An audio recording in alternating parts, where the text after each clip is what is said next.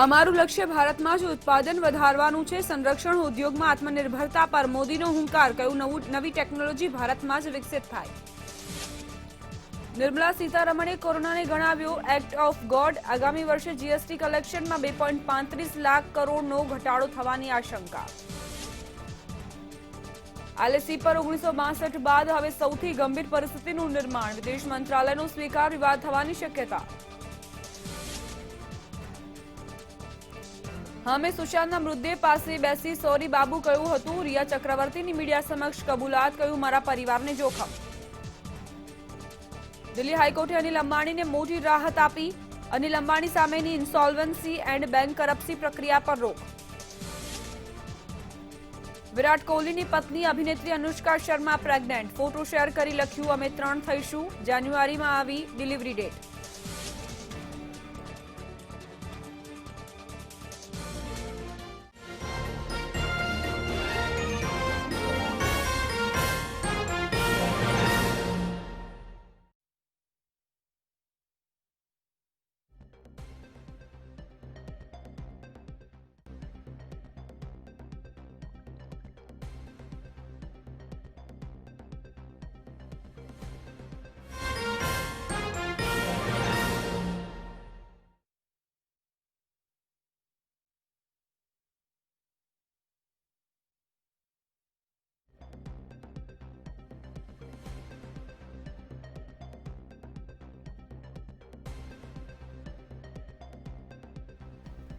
તો એક અગત્યના સમાચાર, ઘર આંગણે જ તૈયાર કરાશે સેનાના ઓઝાર. જી હા, આત્મરક્ષા નિર્ભર ભારત આ નવું અભિયાન જેનો હુંકાર ભર્યો છે પીએમ મોદીએ. હવે વાર પણ આપણા દેશમાં બનેલા હથિયારો જ કરશે.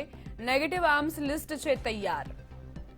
વેપન સિસ્ટમ્સ પ્લેટફોર્મ્સની આયાત પર બેન લગાવવામાં આવશે અને અત્યારે પ્રાધાન્ય આત્મનિર્ભર ભારતને જ્યારે આપવામાં આવી રહ્યું છે ત્યારે સુરક્ષાના જે સાધનો છે, જે ઓજારો છે, તેનું ઉત્પાદન પણ આપણા દેશમાં થાય તે જ સુનિશ્ચિત કરવા માટે હવે દેશ આગળ વધશે.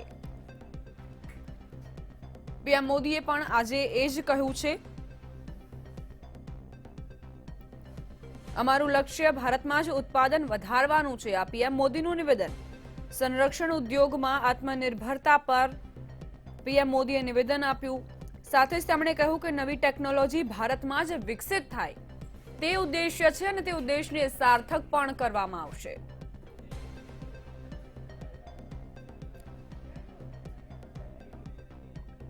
તો ઘર આંગણે જ્યારે સેનાના ઓઝાર તૈયાર થશે એટલે આપ સમજી શકો છો કે આત્મનિર્ભર ભારત માટે આ ખૂબ જ મહત્વપૂર્ણ સાબિત થશે. ઘણી બધી બાબતો પીએમ મોદી દ્વારા જણાવવામાં આવી.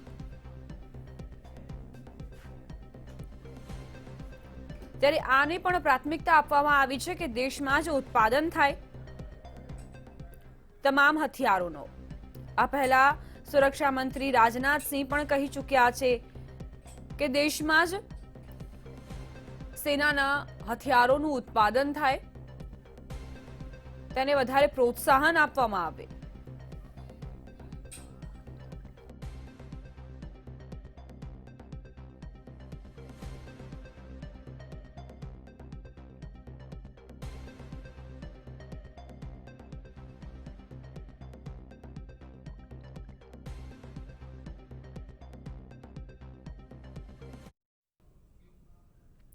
આગળ વધીએ. દેશના સુંદર રેલવે સ્ટેશન પર નથી આવતી કોઈ ટ્રેન અને રેલવે કર્મચારીઓ લઈ રહ્યા છે બેઠા બેઠા પગાર. જી હા, વાત છે ધરતી પરની સ્વર્ગ કાશ્મીરની, જ્યાં ટુરિઝમ ક્ષેત્રના વિકાસની વાતો પોકળ સાબિત થઈ છે. દેશના સુંદર રેલવે સ્ટેશનની લાચારી. કાશ્મીર રેલવે સ્ટેશન પર નથી આવતી કોઈ ટ્રેન. રેલવે સેવા 1 વર્ષમાં 8 મહિનાથી વધુ સમય બંધ. વિસ્ટાડોમ કોચની વાતો પોકળ.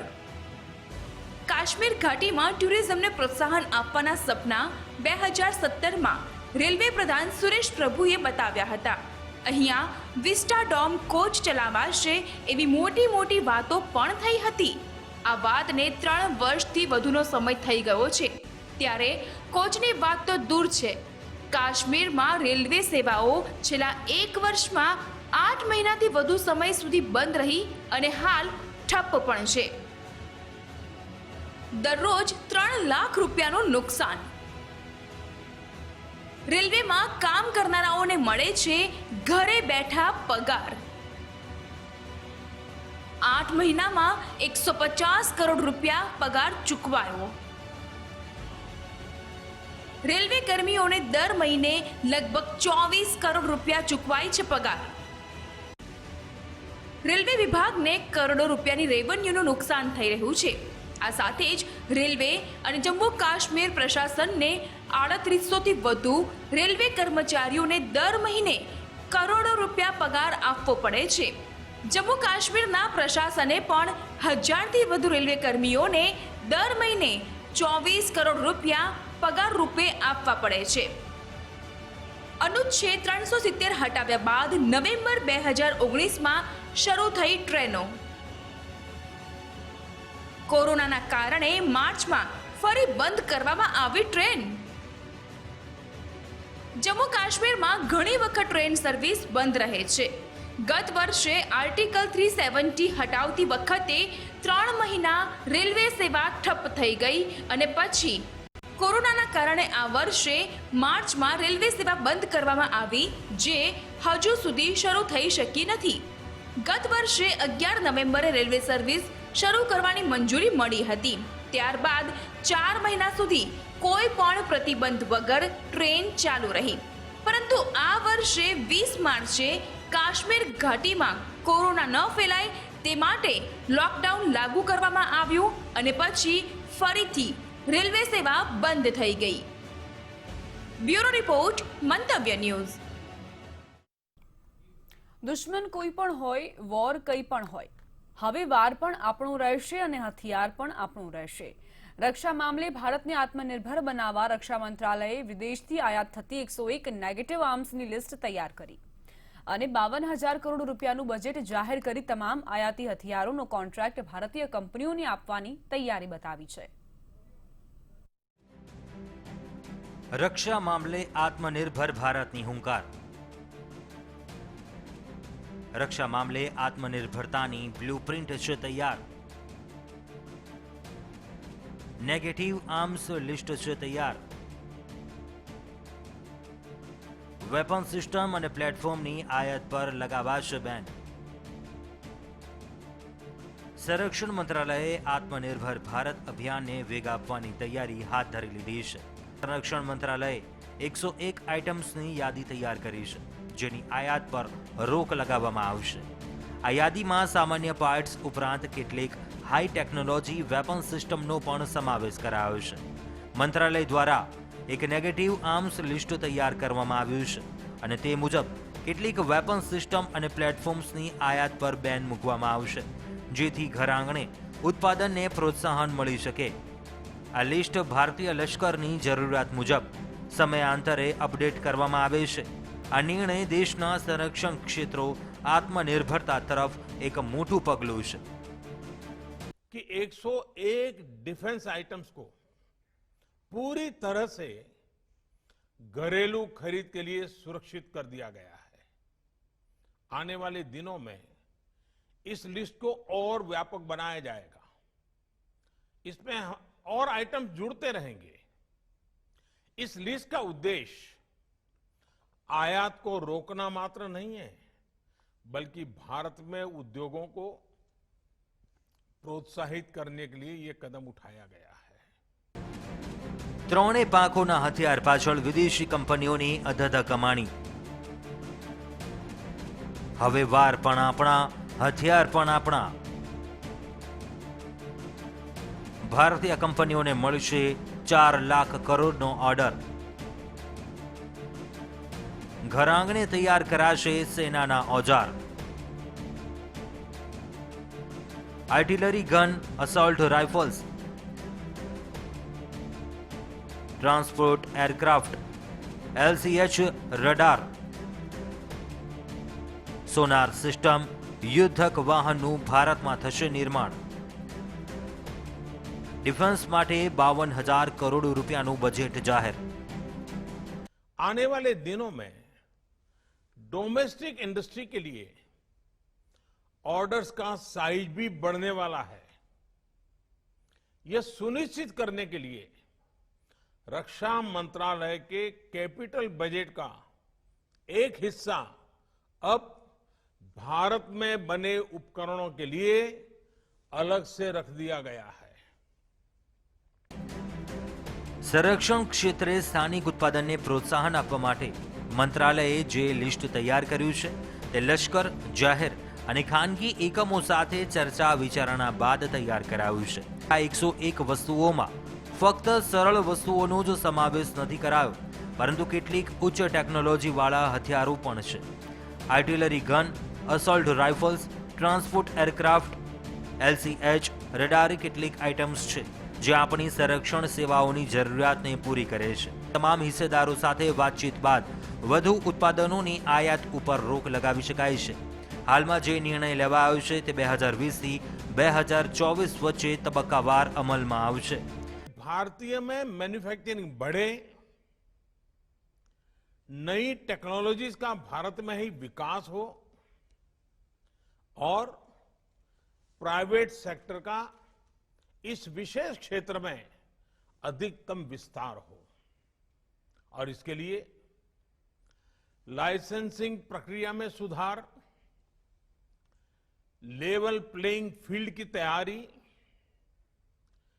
एक्सपोर्ट की प्रक्रिया का सरलीकरण, ऑफसेट के प्रावधानों में सुधार, ऐसे अनेक कदम उठाए गए हैं. 101 ઉત્પાદનોની લિસ્ટમાં આર્મ્ડ ફાઇટિંગ વ્હીકલ્સ પણ શામેલ છે. મંત્રાલયે 2020-21 માટે ફાળવાયેલા કેપિટલ બજેટને સ્થાનિક અને વિદેશી રૂટમાં વિભાજિત કર્યું છે. ચાલુ નાણાકીય વર્ષમાં લગભગ 52,000 કરોડ રૂપિયાનું અલગ બજેટ તૈયાર કરાયું છે. આ નિર્ણય વડાપ્રધાન નરેન્દ્ર મોદીના આહવાન બાદ લેવામાં આવ્યો છે. મંત્રાલયના આ નિર્ણયથી દેશના સંરક્ષણ ઉદ્યોગને મોટા પાયે ઉત્પાદનની તક પ્રાપ્ત થશે. તો સરકારના આ નિર્ણય બાદ રક્ષા મામલે ભારત આત્મનિર્ભર બનશે અને બેશક હવે દુશ્મન કોઈ પણ હોય, વોર કોઈ પણ હોય, વાર આપણો હશે અને હથિયાર પણ આપણું જ હશે. બ્યુરો રિપોર્ટ, મંતવ્ય ન્યૂઝ. ભારત ચીન સરહદ વિવાદ પર વિદેશ મંત્રાલયનો આજ દિન સુધીનો સૌથી મોટો નિવેદન જે છે તે સામે આવ્યો. LAC પર 1962 બાદ હવે સૌથી ગંભીર પરિસ્થિતિનું નિર્માણ થયું છે તેવું સ્વીકાર કરતા વિદેશ મંત્રાલય લદ્દાખના ઘર્ષણની કૂટનીતિ અને સૈન્ય બંને રીતે સમાધાન કરવાની સ્પષ્ટતા કરી છે.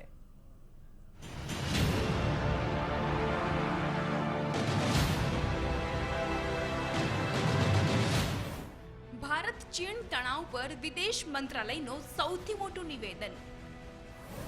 1962 પછી સરહદ પર સૌથી ગંભીર સ્થિતિ. 45 વર્ષમાં પહેલીવાર ભારતીય જવાનો થયા શહીદ. લદ્દાખ મામલે ભારત નહીં સ્વીકારે એક પક્ષી સમાધાન. સમાધાનની ફોર્મ્યુલા બંને પક્ષને સરખી લાગુ પડતી હોવી જોઈએ. ભારત ચીન સરહદ તણાવ મામલે વિદેશ મંત્રાલયે સૌથી મોટું નિવેદન આપ્યું છે. વિદેશ પ્રધાન S જયશંકરે પહેલી વખત ભારત ચીન તણાવ અંગે જંગી ગંભીરતાને સ્વીકારી છે. જયશંકરે કહ્યું છે કે લદ્દાખ સરહદ પર પરિસ્થિતિ ગંભીર હતી. 1962 પછી અને ખાસ તો છેલ્લા 45 વર્ષમાં પહેલી વખત ભારતીય જવાનો શહીદ થયા હતા અને ભારત ચીન સરહદ પર સ્થિતિ ધાર્યા કરતા વધુ ગંભીર હતી એવો વિદેશ મંત્રાલયે સ્વીકાર કર્યો છે. વિદેશ પ્રધાન S જયશંકરે સ્વીકાર્યું છે કે લાઇન ઓફ કંટ્રોલ પર બંને દેશના લશ્કરી જવાનો મોટી સંખ્યામાં હાજર હતા. S જયશંકરે લદ્દાખ મોરચે ભારતના વલણને સ્પષ્ટ કરતા કહ્યું છે કે સમાધાનની ફોર્મ્યુલા બંને પક્ષને સરખી રીતે લાગુ પડતી હોવી જોઈએ. ડીપસાંગ, ચુમર, ડોકલામમાં થયા કરે છે સંઘર્ષ. હાલનો સંઘર્ષ બિલકુલ અલગ છે. કૂટનીતિ અને સૈન્ય બંને રીતે થવી જોઈએ વાર્તા. લડાઈથી બંને પક્ષે થાય છે નુકસાન. ભારત ચીન હાથ મિલાવે તો એશિયામાં બનશે નંબર 1. વિદેશ પ્રધાન જયશંકરે વધુમાં એ પણ કહ્યું છે કે છેલ્લા એક દાયકામાં ચીન સાથે ઘણી વખત સંઘર્ષ થયું છે. ટેપસાંગ, ચુમર અને ડોકલામ આ ત્રણેય સ્થળે સરહદી વિવાદ થતો રહ્યો હતો. હાલનો સંઘર્ષ એ તમામ સંઘર્ષો કરતા જુદા પ્રકારનો છે, પરંતુ ભારત સરકાર તમામ વિવાદોનો એકમાત્ર નિષ્કર્ષ તરીકે કૂટનીતિને પ્રાથમિકતા આપતી હતી. વધુમાં ઉમેરતા જયશંકરે એ પણ કહ્યું કે લડાઈથી બંને પક્ષને વધતું ઓછું નુકસાન થવાનું જ હતું. જો કે આપણે કૂટનીતિ અને લશ્કરી પગલાં બંને રીતે ચીન સાથેના મામલાને હલ કરી રહ્યા છીએ. ભારત ચીન સંબંધ વિશે બોલતા તેઓએ કહ્યું કે આ બંને દેશો હાથ મિલાવીને કામ કરે તો આ આખી સદી એશિયાની હશે. ઉલ્લેખનીય છે કે અગાઉ chief of defence general Bipin Rawat કહી ચૂક્યા છે કે ચીન સાથેની આપણી વાટાઘાટો નિષ્ફળ જાય અને જરૂર પડે તો આપણે લશ્કરી પગલાં લેવા માટે પણ તૈયાર છીએ. ત્યારે વિદેશ મંત્રાલયે LAC પર આજ દિન સુધીની સૌથી ગંભીર સ્થિતિ સર્જાઈ હોવાનો એકરાર કરતા મામલાની ગંભીરતાને સમજી શકાય છે. તેવામાં સરકાર અને સેના ડ્રેગનને નાથવા શું પગલાં ભરે છે તે તો હવે જોવું રહ્યું. બ્યુરો રિપોર્ટ, મંતવ્ય ન્યૂઝ. ચીનની સેનાએ 2 મિસાઇલનું પરીક્ષણ કર્યું છે, જેમાંથી એકને કેરિયર મિસાઇલ કહેવામાં આવી રહી છે, જે અમેરિકી સેના પર હુમલાને ધ્યાનમાં રાખવામાં આવતા જ બનાવવામાં આવી છે. ચીને પોતાના દક્ષિણી દ્વીપીય પ્રાંત હેનાન અને પાર્સલ આઇલેન્ડથી બંને પરીક્ષણ કર્યા. જોકે ચીને આ મામલે કોઈ પ્રતિક્રિયા આપી નથી. ચીને DF-26Dને કિન્ઝાઈથી તો જેઝિયાંગથી DF-21Dનું પરીક્ષણ કર્યું. ઉલ્લેખનીય છે કે દક્ષિણ ચીન સાગર દુનિયાનો સૌથી વ્યસ્ત વ્યાપાર માર્ગ છે, જેની પર ચીન પોતાનો કબજો વર્તાવે છે. જ્યારે અમેરિકા આ વિસ્તારને ઇન્ટરનેશનલ લો હેઠળ ત્યારથી તમામ દેશો માટે ખુલ્લા રહેવા દેવા ઈચ્છે છે. આ જ કારણ છે કે અમેરિકા અને ચીન આ સ્થળ પર વારંવાર સામસામે આવે છે. ચીનના પોતાના પાડોશી દેશોથી આ મુદ્દે વિવાદ છે. બુધવારે ચીને એક અમેરિકી જાસૂસી જહાજ U-2ને નો ફ્લાય ઝોનમાં ઘૂસતા પકડ્યો હતો. તે સમયે ચીન ઉત્તરી તટીય વિસ્તારમાં સૈન્ય અભ્યાસ કરી રહ્યું હતું. ચીને DF-21 મિસાઇલને સટીક માનવામાં આવે છે, તેથી તેને કેરિયર કિલરનું નામ વિશેષજ્ઞોએ આપ્યું. માનવામાં આવે છે કે ચીને આ મિસાઇલનો વિકાસ અમેરિકી એરક્રાફ્ટ કેરિયરને જ ધ્યાનમાં રાખતા કર્યું છે.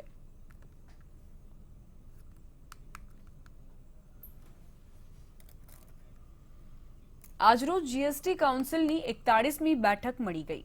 બેઠકમાં નાણામંત્રી નિર્મલા સીતારમણે કહ્યું કે કોરોનાના કારણે GST કલેક્શન ઓછું થયું છે. નાણાકીય વર્ષ 2021માં GST કલેક્શનમાં 2.35 લાખ કરોડ રૂપિયાનો ઘટાડો થઈ શકે છે. તેમણે નિર્મલા સીતારમણે કોરોનાને એક્ટ ઓફ ગોડ ગણાવ્યો. આ બેઠકમાં કોઈ મોટો નિર્ણય આવી શકે છે તેવી શક્યતા હતી, પરંતુ બેઠકમાં કોઈ મોટો નિર્ણય થયો નથી. 2 વ્હીલરના ટેક્સમાં ઘટાડા અંગે નિર્ણય આવે તેવી શક્યતા હતી, પરંતુ નાણામંત્રીએ જણાવ્યું કે 2 વ્હીલર વાહન પર ટેક્સના કાપને લઈને કોઈ ટાઈમલાઈન નક્કી નથી. હવે કાઉન્સિલની આગામી બેઠકમાં તેના પર વિચાર થઈ શકે છે. GST કાઉન્સિલની આગામી બેઠક સપ્ટેમ્બરમાં યોજાશે. રાજ્યોમાં આપવામાં આવી રહેલા કમ્પન્સેશન પર ચર્ચા થઈ. નાણામંત્રીએ જણાવ્યું કે રાજ્યોને કમ્પન્સેશનના 2 વિકલ્પ આપવામાં આવ્યા, જેમાં પહેલો વિકલ્પ કેન્દ્ર પાસેથી ઉધાર લઈને ચૂકવે અને બીજો વિકલ્પ રાજ્ય પોતે RBI પાસેથી લે. આ બંને વિકલ્પો પર વિચાર માટે રાજ્યોએ 1 અઠવાડિયાનો સમય માંગ્યો. કમ્પેન્સેશનની આ વ્યવસ્થા નાણાકીય વર્ષ 2021 માટે રહેશે. નાણાં સચિવે નાણાકીય વર્ષમાં 65,000 કરોડ રૂપિયાના કમ્પન્સેશન સેસ કલેક્શનની આશા વ્યક્ત કરી.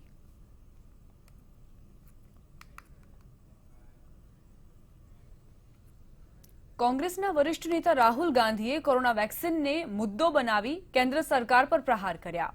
કોરોના વેક્સિન મામલે કેન્દ્ર સરકારની તૈયારી અપૂરતી છે તેવા આરોપ લગાવતા રાહુલે કહ્યું કે કોરોના વેક્સિન જરૂરિયાતમંદોને સરળતાથી મળી રહે તેવી અપીલ કરી છે. રાહુલ ગાંધીને કોરોના રસીની ચિંતા સતાવે છે. કોરોના રસીને લઈ રાહુલનો સરકાર પર પ્રહાર.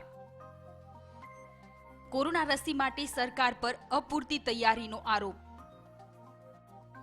કોરોના રસી માટે સરકાર ઘડે રણનીતિ. રાહુલ. કોરોના રસી હોવી જોઈએ સામાન્ય અને સુલભ. રાહુલ. કોંગ્રેસના નેતા રાહુલ ગાંધીએ કોરોનાની રસી દેશમાં લોકોને સરળતાથી મળી રહે તેના માટે સરકારની રણનીતિ ઘડવા ફરી દબાણ કર્યું છે.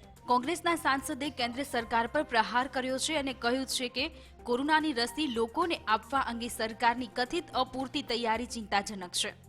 ઉલ્લેખનીય છે કે રાહુલ ગાંધીએ અગાઉ પણ કોરોના રસી મુદ્દે સરકારને ઘેર્યા હતા અને કોરોના મહામારીમાંથી લોકોને બચાવવા રસી જરૂરિયાતવાળા લોકો સુધી પહોંચી શકે તે માટે કેન્દ્રએ રણનીતિ ઘડવી જોઈએ. આ ઉપરાંત રસી તમામને પરવડે તેવી કિંમતે ઉપલબ્ધ કરાવવી જોઈએ તેમ કોંગ્રેસના નેતાએ જણાવ્યું હતું. રાહુલ ગાંધીએ ટ્વીટ કરીને કહ્યું છે કે અત્યાર સુધીમાં દેશમાં કોરોનાની રસી લોકોને પહોંચાડવાની યોગ્ય રણનીતિ તૈયાર થઈ જવી જોઈએ, પરંતુ હજુ પણ તેના કોઈ સંકેત નથી જોવા મળી રહ્યા.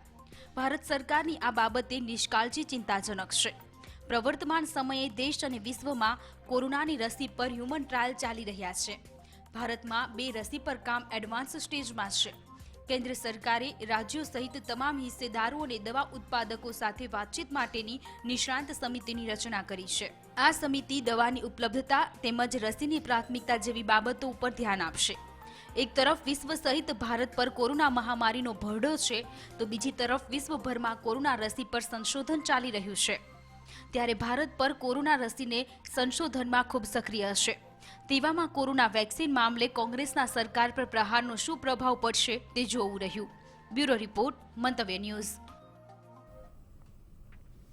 દેશની સર્વોચ્ચ અદાલત સુપ્રીમ કોર્ટે મહોરમના પર્વ ઉપર દેશભરમાં તાજિયાના જુલુસ કાઢવાની મંજૂરી આપવાનો ઇનકાર કરી દીધો છે અને લખનૌના અરજદારને અલ્હાબાદ હાઈકોર્ટમાં અંગે અરજી કરવા આદેશ આપ્યો. સુપ્રીમ કોર્ટે જણાવ્યું કે તે સમગ્ર દેશ માટે એક જનરલ ઓર્ડર કેવી રીતે આપી શકે. Chief justice S A. Bobde, justice A S. Bopanna અને જસ્ટિસ વી. રામા સુબ્રમણ્યમની ખંડપીઠે જણાવ્યું કે આનાથી હોબાળો થશે અને કોઈ એક ચોક્કસ સમાજને ટાર્ગેટ કરાશે. તમે એક સામાન્ય આદેશ આપવા જણાવી રહ્યા છો અને જો અમે તેમ કરીશું તો તેનાથી હોબાળો થશે. કોવિડની સ્થિતિમાં સંક્રમણ વધુ ફેલાવા માટે એક ચોક્કસ સમાજને જવાબદાર ગણી લોકો નિશાન બનાવશે. અમે કોર્ટ તરીકે લોકોનું સ્વાસ્થ્ય જોખમાય તેવું કામ ન કરી શકીએ.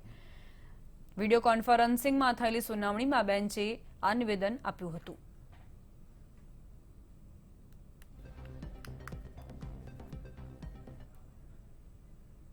વિશ્વભરમાં કોરોનાની રસી વહેંચવાનું કામ અત્યંત પડકારજનક બની રહેશે તેમ વિશ્વ આરોગ્ય સંગઠને જણાવ્યું. ધનિક દેશો પાસેથી આ ડોઝ બચાવીને સમાન પ્રમાણમાં લોકો સુધી પહોંચાડવાની દિશામાં પ્રયાસો અત્યંત મુશ્કેલ રહેશે તેમ સંગઠનના મુખ્ય વિજ્ઞાની સૌમ્ય સ્વામીનાથને કહ્યું છે. કોરોના માટે રસી વિકસાવવા અંગેના સવાલના જવાબમાં તેમણે ઉમેર્યું કે 2021ના પ્રારંભમાં આપણી પાસે કેટલાક સારા સમાચાર હશે. એ પછી ધનિક દેશો આ રસી ભેગી ન કરી લે તે ધ્યાન રાખીને તેને વહેંચવાનો પડકાર રહેશે. બેંગલુરુમાં એક સમારોહમાં બોલતા સ્વામીનાથને ઉમેર્યું કે અનેક કંપનીઓ તેમની રીતે અથવા સહકારમાં રસી વિકસાવવાની દિશામાં કામ કરી રહી છે. તેથી ભારત સારી સ્થિતિમાં છે. આ દેશ રસીઓ માટેનું મેન્યુફેક્ચરિંગ હબ બની ગયું છે. મહામારીના બીજા મોજામાં મૃત્યુનો દર વધવાનો નથી તેવી હૈયાધારણા આપતા સ્વામીનાથને ઉમેર્યું કે આ બીમારી કદાચ ભૌગોલિક અને અન્ય પરિબળોને આધારિત છે. અમે નથી જાણતા કે દક્ષિણ એશિયા અને આફ્રિકામાં યુરોપ અને અમેરિકાની સરખામણીએ મૃત્યુનો દર નીચો કેમ છે. દિલ્હી હાઈકોર્ટ બિઝનેસ અનિલ અંબાણીને મોટી રાહત આપી છે. હાઈકોર્ટે અનિલ અંબાણી સામે જાહેર કરેલા ઇન્સોલ્વન્સી એન્ડ બેન્કરપ્સી કોર્ટ પ્રક્રિયા પર રોક લગાવી. આ બાબતે રિલાયન્સ કમ્યુનિકેશન્સ લિમિટેડ અને રિલાયન્સ ઇન્ફ્રાટેલ લિમિટેડ દ્વારા સ્ટેટ બેંક ઓફ ઇન્ડિયા પાસેથી લોન લેવાનો મામલો તેમની પર્સનલ ગેરંટી સાથે જોડાયેલો છે. સ્ટેટ બેંક ઓફ ઇન્ડિયાએ આરકોમ અને રિલાયન્સ ઇન્ફ્રાટેલને 1200 કરોડની લોન આપી. અનિલ અંબાણીએ આ લોનને લઈને પર્સનલ ગેરંટી આપી હતી. આને આધાર બનાવીને મુંબઈ બેન્કરપ્સી ટ્રિબ્યુનલે એક વચગાળાના રિઝોલ્યુશન પ્રોફેશનલને નિયુક્ત કરવા માટે આદેશ આપ્યો હતો, જે બાદ એસબીઆઈની 1200 કરોડની લોનની રિકવરી પર કામ કરવામાં આવ્યું હતું. જોકે ટ્રિબ્યુનલના આદેશની સામે અંબાણીએ દિલ્હી હાઈકોર્ટનો દરવાજો ખખડાવ્યો હતો. તેમણે પોતાની પિટિશનમાં બિઝનેસમેન લલિત જૈનનું પણ નામ લીધું હતું. આ બાબતમાં પણ દિલ્હી હાઈકોર્ટે ઇન્સોલ્વન્સી પ્રક્રિયા પર પણ રોક લગાવી દીધી હતી.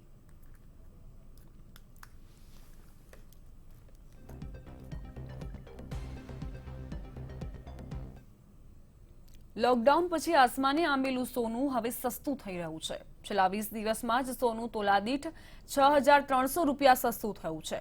જ્યારે ચાંદીના ભાવમાં પણ 11,000 રૂપિયાનો ઘટાડો થયો. શેરબજારમાં પ્રતિ 10 ગ્રામે 58,000 રૂપિયાના ભાવે વેચાયેલું સોનું બુધવારે 52,700 રૂપિયા થયું હતું.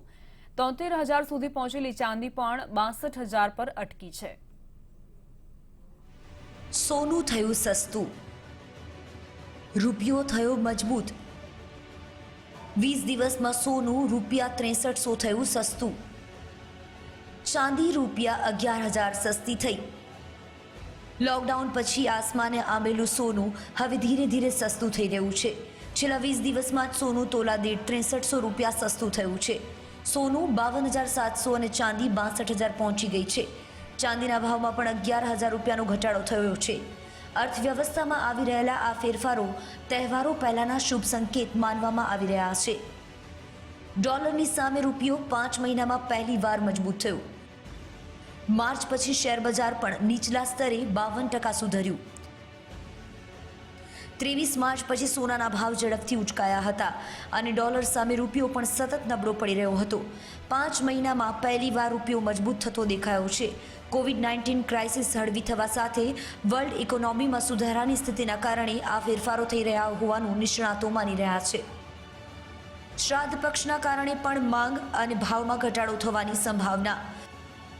દશેરા પછી લગ્નસરા સિઝનની ખરીદીના કારણે માંગ સુધરી શકે. શ્રાદ્ધ પક્ષમાં સોનું ઘટીને 51,000 સુધી જઈ શકે છે, જ્યારે ચાંદી 58,000 સુધી પહોંચે તેવા સંકેતો મળી રહ્યા છે. નિષ્ણાતો માને છે કે વૈશ્વિક બજારમાં સોનાના ભાવ વધુ તૂટી શકે છે. એનાલિસ્ટોના મતે સોનું $1,930 થાય તો નીચામાં 1,900 અથવા $1,870 સુધી ઘટી શકે.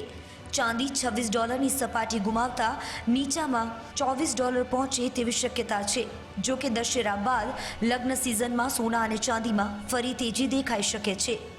બ્યુરો રિપોર્ટ, મંતવ્ય ન્યૂઝ. આ સાથે જ બુલેટિનમાં અત્યારે બસ આટલું જ. મને આપશો રજા. નમસ્કાર.